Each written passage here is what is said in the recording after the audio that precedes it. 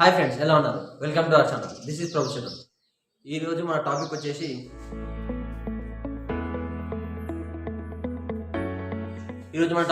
Flow charts అనమాట. So ఈరోజు మనం ఫ్లో చార్ట్స్ గురించి డీప్గా నేర్చుకుందాం. So let's start our video.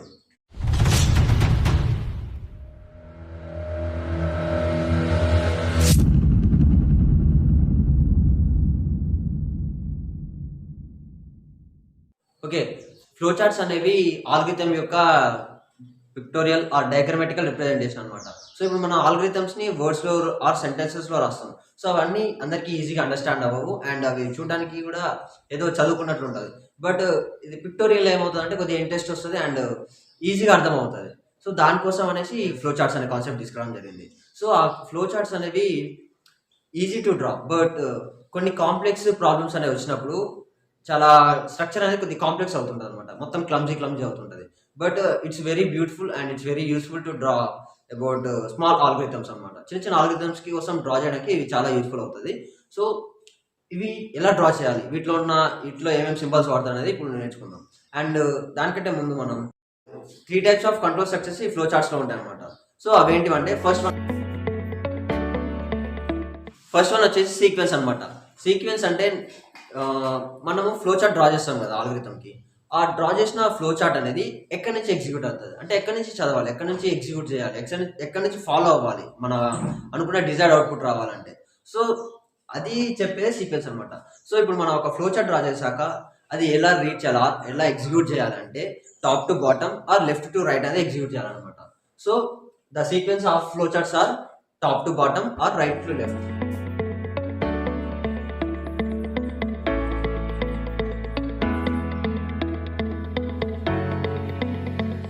Top to bottom or right to left అనమాట. సెకండ్ వచ్చేసి ఈ బ్రాంచింగ్ అంటే ఏంటంటే ఇప్పుడు మనం ఒక కండిషన్ చెక్ చేస్తాం అనమాట. ఆ కండిషన్లో ఏంటంటే మనము ట్రూ ఆర్ ఫాల్స్ అనమాట. ఇప్పుడు ఏ బి అనే రెండు వాల్యూస్ ఇట్లా తీసుకున్నాం. సో ఏ బి అనే వాల్యూస్ తీసుకున్నప్పుడు ఏ అనేది బి కంటే గ్రేటర్ దెన్ ఉందనుకోండి, అది ఏ ఇస్ బిగ్గర్ అని ప్రింట్ అవుతుంది. అంటే A greater than B true అనుకోండి, ట్రూ ఏ బిగ్గర్ అని ప్రింట్ అవుతుంది. And A greater than B అనేది ఫాల్స్ అయింది అనుకోండి, ఫాల్స్ అంటే ఏ స్మాలర్ దెన్ బి అని ప్రింట్ అవుతుంది అనమాట.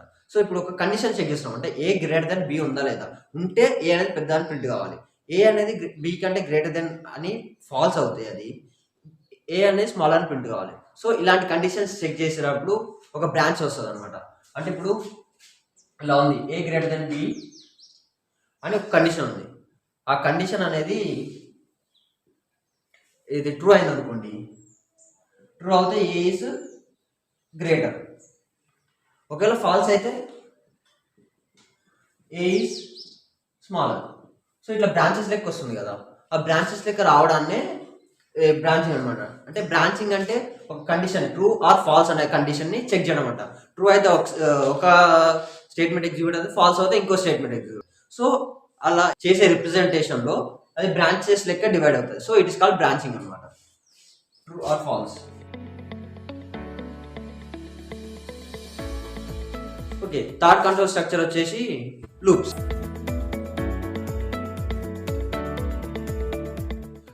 అంటే ఇప్పుడు ఏదైనా ఒక వర్క్ని మనం కంటిన్యూగా చేయాలనుకోండి. ఇప్పుడు ఒక ఏమంటారు హాయ్ అనే వర్డ్ని మనము ఒక 100 times ప్రింట్ చేయాలి.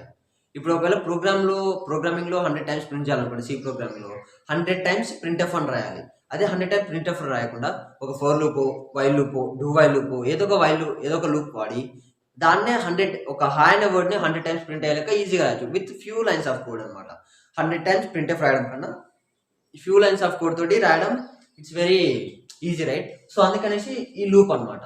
అంటే ఇప్పుడు మనం ఒక కోడ్ని మళ్ళీ లూప్లో ఒక స్టేట్మెంట్ని మనం లూప్లో పెట్టామనుకో, 1 or more than 1 స్టేట్మెంట్స్ అవి లూప్లో పెడితే అవే స్టేట్మెంట్స్ మనం ఇచ్చిన కండిషన్ అనేది ఫాల్స్ అయ్యేంత వరకు రిపీట్ అవుతూ ఉంటుంది. So that is the concept of loops అనమాట. సో ఇవి control structures in flow charts. Okay, ఇప్పుడు మనము different symbols use in flow charts గురించి నేర్చుకుందాం.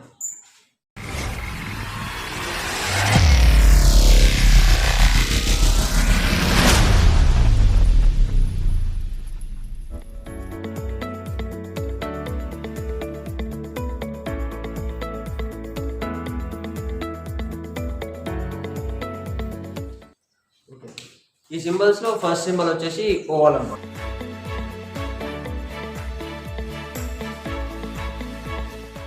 ఈ ఓవల్ సింబల్ ఎందుకు యూజ్ చేస్తామంటే మనం ఒక ఆల్గరిథం రాసేటప్పుడు ఫస్ట్ చెప్పా కదా, ఎట్ ద బిగినింగ్ ఉంటుంది, ఎట్ ద ఎండ్ ఉంటుంది. At the beginning start, at the end stop అనమాట. 2 స్టెప్స్ ని రిప్రజెంట్ చేయడానికి ఈ ఓవల్ సింబల్ వాడతాం అనమాట.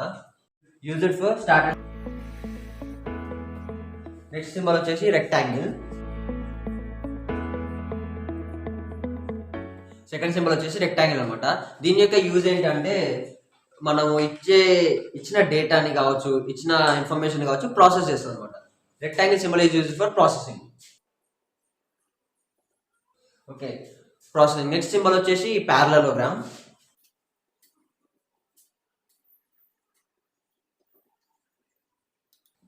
ఓకే, ప్యారలలోగ్రామ్ ఏం చేస్తుంది అంటే ఇప్పుడు మనము ఇన్పుట్ డేటాని ఇస్తాము, ఆ ఇన్పుట్ డేటాని రిప్రజెంట్ చేస్తుంది.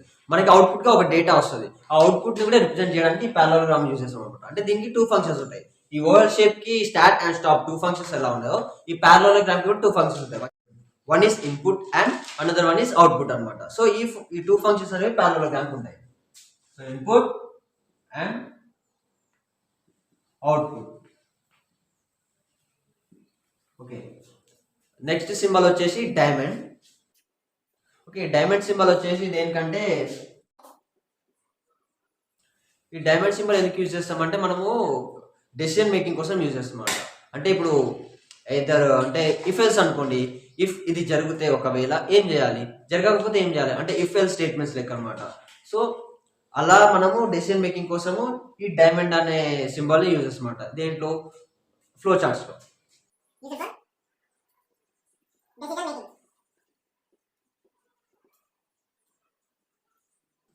Use for decision making. Okay, next symbol వచ్చేసి కంట్రోల్ లైన్స్ అనమాట. These are four simple control lines. These are arrow keys actually. So ఇవి ఏం చేస్తాయంటే మన ప్రోగ్రామ్ అనేది ఫ్లోని కంట్రోల్ చేస్తారన్నమాట. అంటే ఇప్పుడు ఫ్లో అనేది ఎటు వెళ్ళాలి అంటే ఇప్పుడు మనం చెప్పాం కదా, ఫ్లో చార్ట్ అనేది left to right are top to bottom అనేది ఎగ్జిక్యూట్ అవుతుంది. సో ఆ ఎగ్జిక్యూటివ్ టైంలో బ్రాంచింగ్స్ వస్తుంటాయి అనమాట. అంటే ట్రూ ఆర్ ఫాల్స్, బ్రాంచింగ్ అనే కాన్సెప్ట్ కూడా ఇందాక డిస్కస్ చేయడం జరిగింది. సో ఇప్పుడు ఆ బ్రాంచింగ్ అనేది ఎట్ సైడ్ బ్రాంచ్ వెళ్తుంది, ఎట్ సైడ్ ఏది ఎగ్జిక్యూట్ అవుతుంది, ఇఫ్ ట్రూ అవుతే ఏం ఎగ్జిక్యూట్ అవుతుంది, ఫాల్స్ అవుతే ఏం ఎగ్జిక్యూట్ అవుతుంది.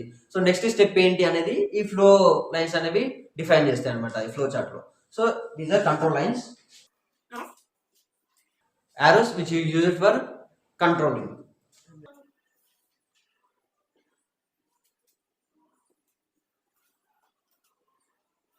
To show the flow. So ఈ 5 అనేది చాలా ఇంపార్టెంట్ అనమాట. నెక్స్ట్ 5 అనేది జస్ట్ అంటే ఐ మీన్ కాన్సెప్ట్ కోసం ప్రిపేర్ చేయడం జరిగింది. సో ఈ 5 మాత్రం మీకు చాలా ఇంపార్టెంట్ అండ్ ఇవి చాలా, వీటి మీద ప్రోగ్రామ్స్ ఎంత చేస్తే అంత బెటర్ అనమాట, ఆల్గోరిథమ్స్. సో నెక్స్ట్ వచ్చేసి సర్కిల్.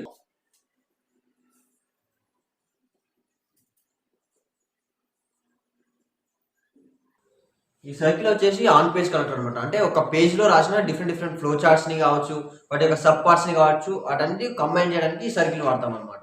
అంటే వేరే యూజర్ డిఫైన్ ప్రోగ్రామ్స్ అనుకోండి. ఇప్పుడు ఒక ఫ్లో చార్ట్ ఇక్కడ డ్రా చేస్తాం, ఇంకో ఫ్లో చార్ట్ ఇక్కడ డ్రా చేస్తాం, తర్వాత ఇంకో ఫ్లో చార్ట్ వేరే డ్రా చేస్తాం. వీటన్నిటిని కలపడానికి ఆన్ పేజ్ కనెక్టర్ అనమాట. సో దానికోసం సర్కిల్ అనేది యూజ్ చేస్తాం. నెక్స్ట్ వచ్చేసి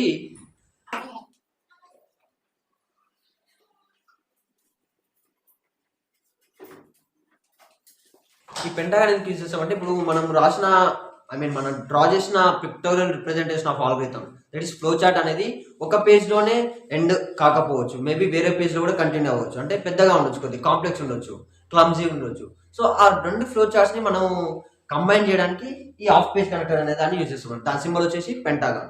నెక్స్ట్ వచ్చేసి హెక్సాగన్.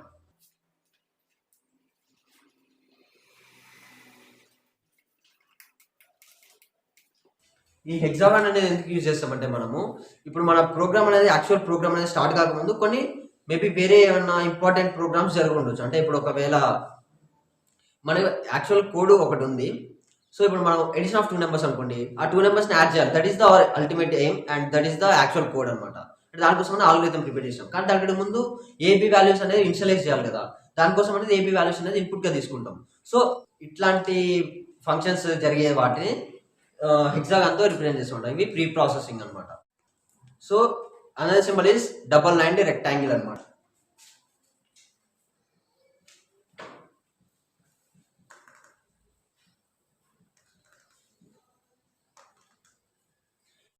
ప్రీ డిఫైన్డ్ ప్రాసెసెస్ని ఎగ్జిక్యూట్ చేస్తుంది అనమాట. అంటే సి లాంగ్వేజ్లో అనుకోండి, సి లాంగ్వేజ్లో కొన్ని ప్రాసెస్ ఉంటాయి, stdio డాట్ హెచ్ అని, అంటే standard input output header file. So దాంట్లో కొన్ని ప్రీ డిఫైన్డ్ ప్రాసెసెస్ ఉంటాయి. సో అట్లాంటి ప్రాసెసెస్ ఏమైనా ఆల్గరిథంలో ఉంటే వాటిని ఫస్ట్ ఎగ్జిక్యూట్ చేస్తాను అనమాట. సో దానికోసం అనేది డబల్ లైన్డ్ రెక్టాంగిల్ అనేది యూజ్ చేస్తామన్నమాట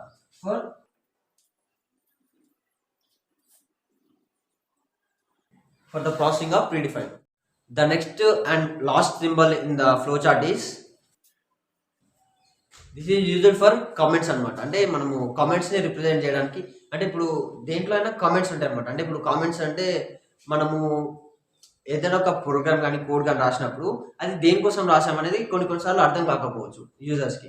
సో అవి ఏంటి, దేనికోసం యూజ్ చేసామనేది చెప్పడానికి కామెంట్స్ యూజ్ చేస్తున్నాం అనమాట. సో ఇవి ప్రాసెసింగ్లో ఎక్కడ అడ్డు రావు, జస్ట్ ఇవి అనేవి ఒక ఇన్ఫర్మేషన్ని షేర్ చేయడానికి మాత్రమే పనికొస్తాయి, కానీ ఈ ప్రాసెసింగ్లో ఎక్కడ యూజ్ చేయవు. So the symbol is use for comments.